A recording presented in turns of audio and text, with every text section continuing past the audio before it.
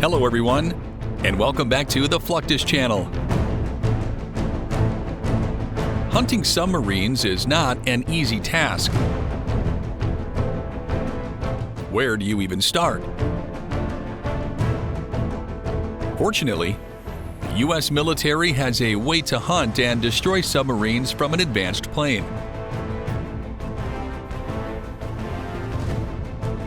During World War II, the USS Guadalcanal was instrumental in the fight against submarines.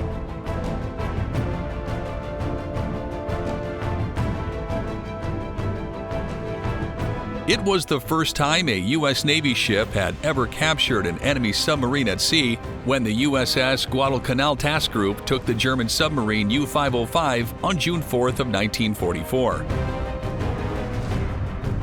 The first time a U.S. Navy ship had ever captured an enemy submarine at sea was on June 4th, 1944. That's when the USS Guadalcanal Task Group took the German submarine U-505. Through this capture, important information regarding German submarine operations and cryptography was obtained by the Allies. Boeing designed the P-8 Poseidon maritime patrol aircraft based on the 737-800 airliner.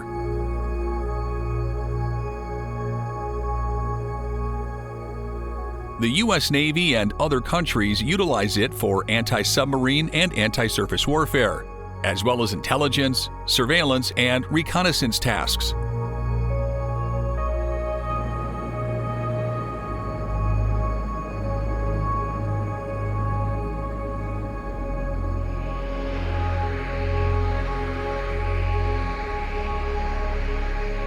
The P-8 has modern sensors and weapons such as radar, sonobuoys, harpoon missiles, and torpedoes.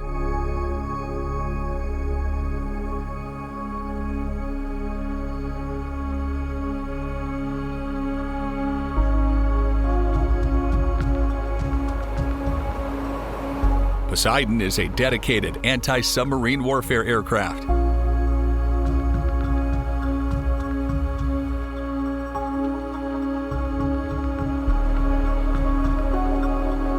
Displays on the aircraft and everything show a lot more, and it shows a lot more capability of detecting, the final goal, which is submarine. Is a great aircraft. As far as mission systems, we still have a little ways to go and a little ways of getting all the kinks out of it to make sure that it's fully mission capable. But I foresee great success with it in the future. As a P-8 Poseidon prepares for an intelligence, surveillance, and reconnaissance mission over the Mediterranean, it is given preventative maintenance checks and services.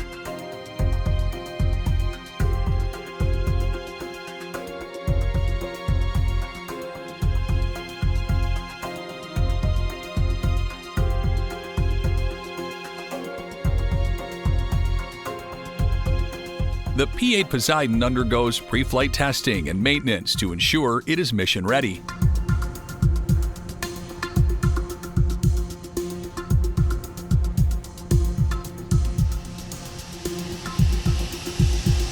The maintenance staff does rigorous examinations of hydraulics, fuel levels, avionics, sensors, and weapon systems.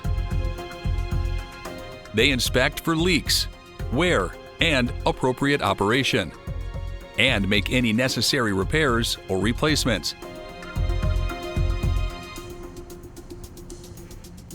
The aircraft commander and crew then go through their own pre-flight checklists, checking vital systems like navigation, communication, and flight controls.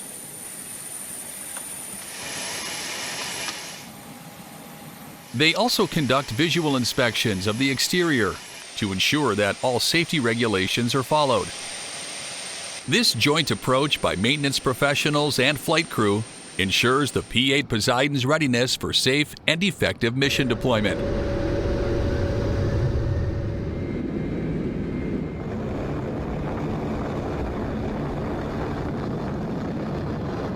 After takeoff, The pilot follows a flight plan.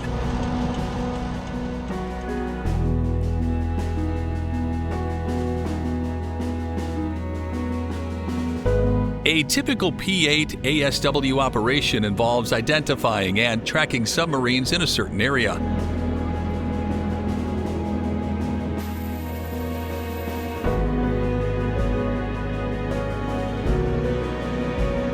The P-8 uses sonobuoys, acoustic sensors that receive and broadcast sound waves, to form a wall of sound surrounding the suspected submarine location.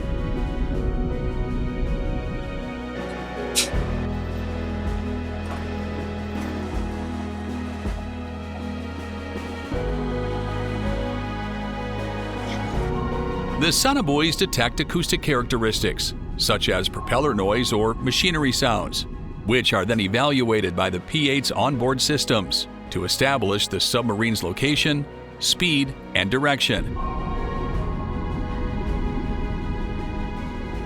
If offensive action is required, the P-8 can launch torpedoes or depth charges against the submarine. The P-8's powerful sensors and processing systems allow it to identify and track submarines in a wide range of conditions. And its ability to communicate with other aircraft enables coordinated responses to submarine threats. Poseidon can stay on station for 4 hours, but it still needs to refuel every so often.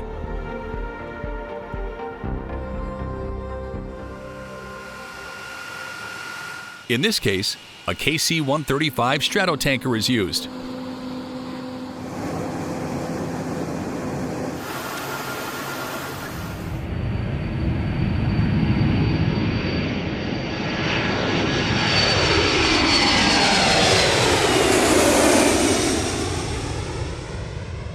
The aircraft approach one another head-on. At about 18 to 20 miles separation, the KC-135 turns away from the P-8 with 1,000 feet of vertical separation. And the Poseidon chases and catches up with the stratotanker. When the P-8 reaches the tanker, it remains at about 50 feet away, which is the pre-contact position.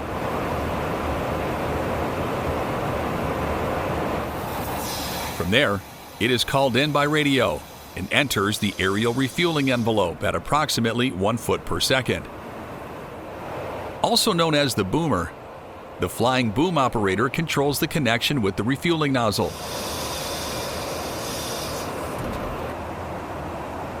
Control over the boom is exercised by the boomer with a joystick throughout the 900 gallon per minute refueling process.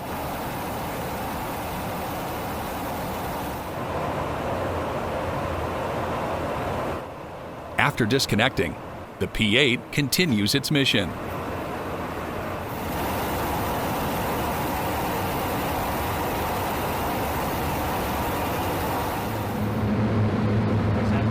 Due to him.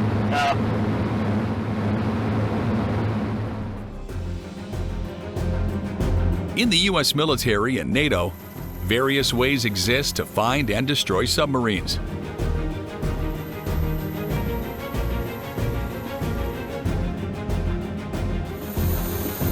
Submarines are detected and destroyed utilizing advanced sonar equipment, sonobuoys, and aircraft support. Sonar operators on surface warships identify submarine acoustic footprints, while sensor operators use sonobuoys to improve detection accuracy.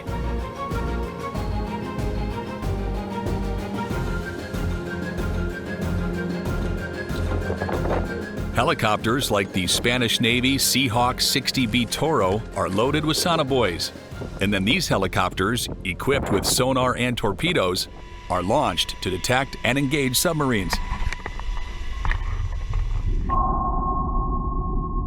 When a submarine is discovered, the helicopter or surface vessel can discharge torpedoes to eliminate the threat.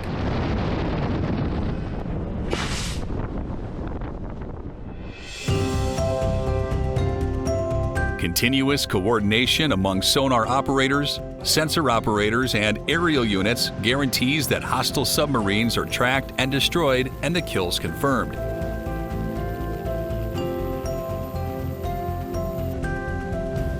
Another means of finding and neutralizing submarines is by using unmanned systems. One of the major issues with these types of systems has been underwater communication. Establishing dependable communication networks is critical for various purposes, including military operations.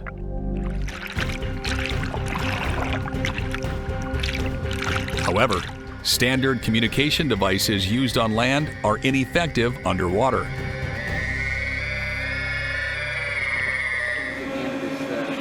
This creates a huge barrier.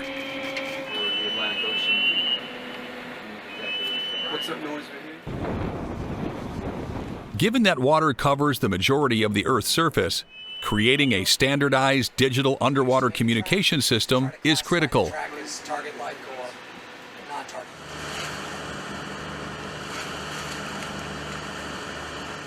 To meet this demand, researchers have been developing a common standard for underwater audio communications.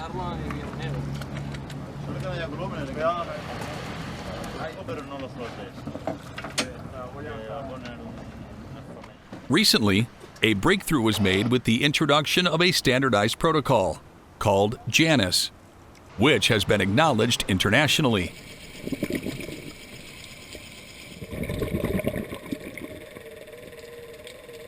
This milestone represents a substantial advancement in enabling effective underwater communication, paving the path for a wide range of applications and advances in this field.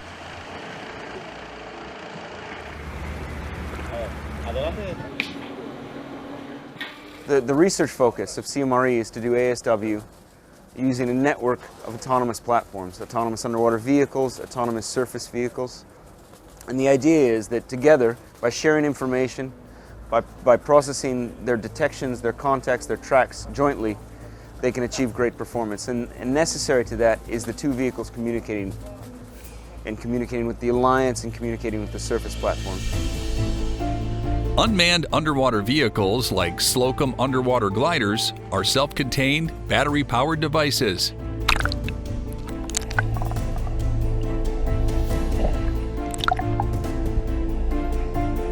Designed to collect oceanographic data over long periods of time and across huge distances. Named after Joshua Slocum, the first person to sail alone worldwide, these gliders exploit buoyancy fluctuations to glide across the water in a sawtooth pattern, conserving energy and allowing for long-duration missions.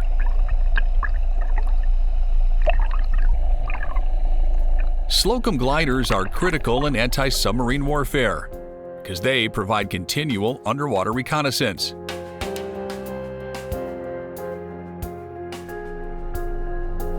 They are equipped with various sensors to detect underwater acoustic signatures, collect environmental data, and transmit information to surface ships or command centers.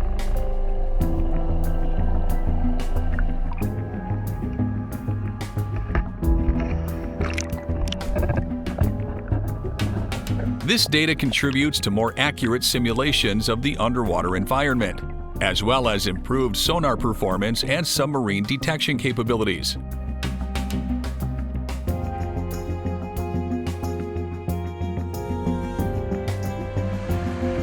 Training with Slocum gliders entails familiarizing ASW personnel with the deployment, navigation, and data gathering procedures.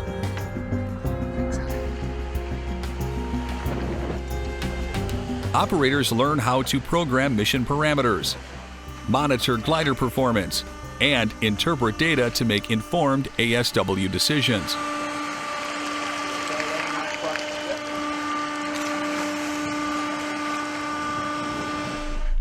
The JANIS underwater communication protocol enables Slocum gliders to communicate and share data easily with other underwater assets and surface boats.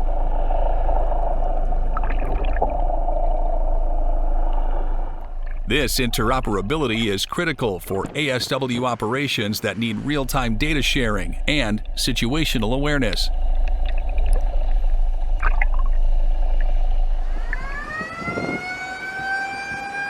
Submarines are not the only threat to surface vessels. Aircraft and anti-ship missiles must also be dealt with.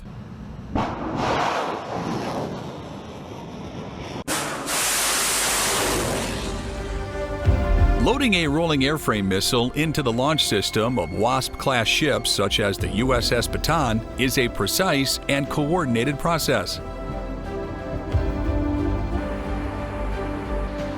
The ram is moved from the magazine to the launcher with specialist handling equipment. Technicians secure the rocket in the launcher canisters, ensuring appropriate alignment and connections. The ram is primarily intended for close-in defense, intercepting and destroying incoming anti-ship missiles.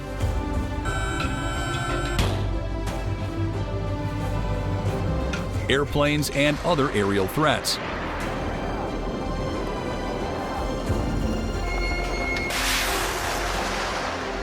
Its superior infrared and radar-guided technology, as well as its quick reaction time, make it a critical component in defending the vessel and its strike group from close-range airborne threats. Phalanx CIWS is another system that fulfills the same role as the ram.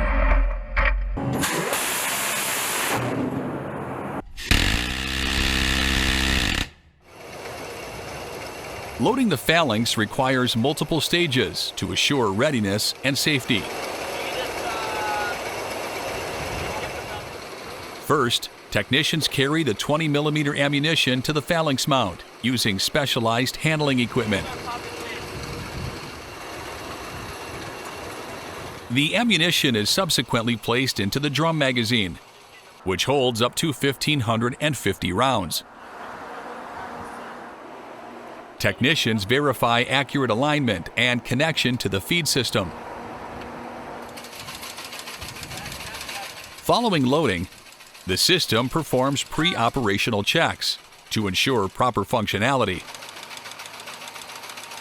The CIWS is then turned on, and the sensors and radar systems are tested. Batteries released.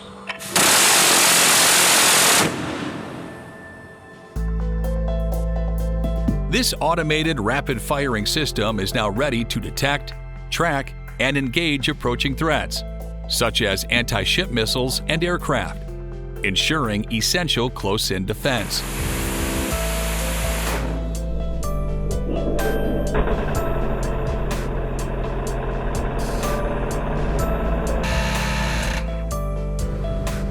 Phalanx CIWS is an automated rapid-fire defense system that protects naval ships from incoming threats such as anti-ship missiles and aircraft.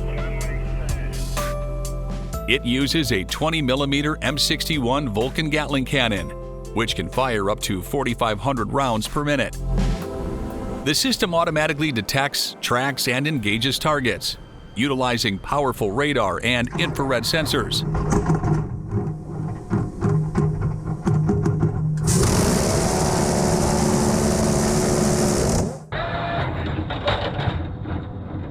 The Phalanx CIWS can fire armor-piercing tungsten or depleted uranium rounds,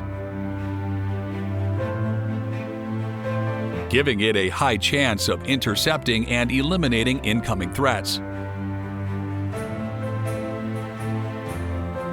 Its quick reaction time and precision make it an important last line of defense, capable of attacking several targets in rapid succession to secure the vessel's safety.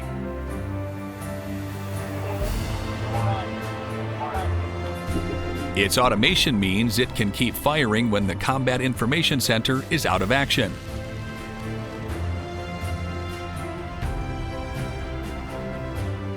Submarines pose a significant threat to ships.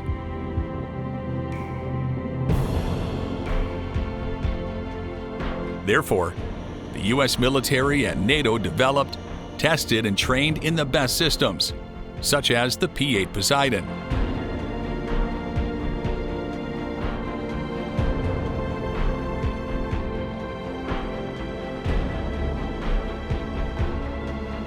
Thanks to reliable radio control, UUVs are now more accessible.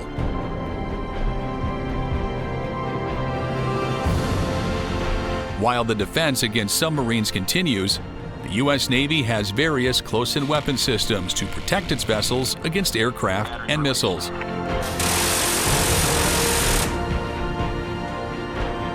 That's the end of this video. I hope you enjoyed it.